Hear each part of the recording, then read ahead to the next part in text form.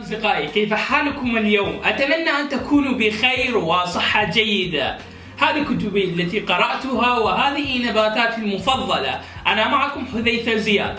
هل سمعتم عن قبيلة دينكا عن تقاليد زواجهم؟ في قبيلة دينكا نظام الزواج فيه نوعا من الغرابة، على الرغم من غلاء المهر الذي يتراوح ما بين 100 إلى 500 بقرة. تتعامل العروس معاملة خاصة، فبمجرد أن يتزوجها لن تطبخ أو تشقى أو أي شيء تفعله مدة 4 سنوات. هذه الفترة تسمى فترة الترحيب الكريم، والمقصود بها زوجة جديدة للراحة وللاسترخاء ودراسة زوجها. ستقوم أخوات زوجها بالطهي والغسل وجلب الماء وجمع الحطب وغيرها من الأعمال المنزلية حتى تنتهي ال4 سنوات. آنذاك يقرر زوجها ترتيب حفلة كبيرة جدا تسمى مهرجان الطبخ. يذبح 3 بقرات إلى 5 بقرات، أو يمكن يذبح المعز لتبدأ الزوجة في الطبخ للعائلة. هكذا يتم التعبير عن الحب في مجتمع دينكا من جنوب السودان.